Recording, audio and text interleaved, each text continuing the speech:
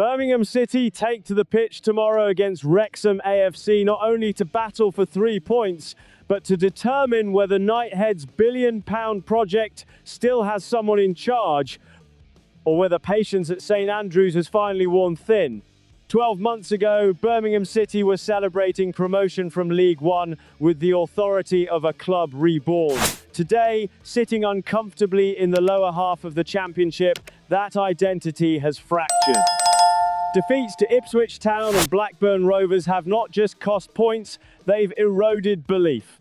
The man once credited with building a promotion-winning side, Davies, now finds himself at the centre of mounting frustration.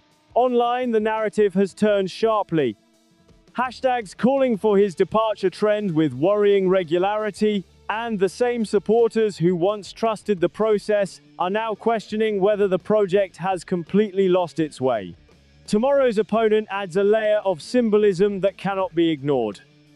Wrexham arrive not just as a competitive side chasing a playoff place, but as a global phenomenon driven by the Hollywood ownership of Ryan Reynolds and Rob McElhenney. For Wrexham, this fixture feels like a cup final, a chance to validate their rise. For Birmingham, it is something far more fragile, an attempt to stave off collapse. Davies' recent comments, clipped and widely shared, have only raised the stakes, energizing Wrexham supporters while putting his own words under intense scrutiny. Injuries within the Birmingham squad have limited tactical flexibility at precisely the wrong time. There is no room for experimentation now.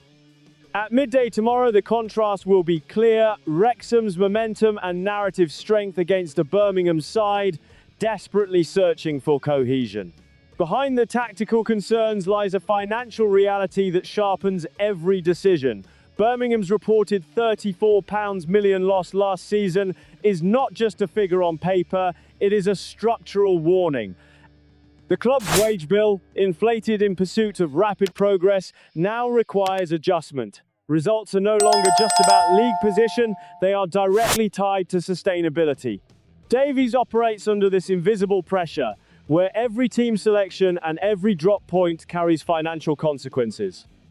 Failure to steady performances could hasten the departure of key players, not as part of a long-term plan, but as a forced measure. A defeat against Wrexham would only reinforce the perception that Birmingham are spending like promotion contenders while performing like a side battling near the bottom. In that context, a managerial change shifts from an emotional reaction to a matter of financial risk management. The atmosphere surrounding the match reflects a club on edge. Social media has amplified dissent, with coordinated calls for protest shaping the build-up.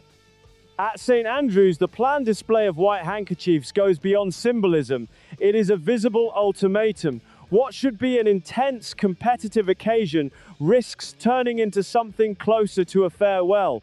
The tension is no longer confined to results or performances. It has spread into questions of identity, trust, and authority.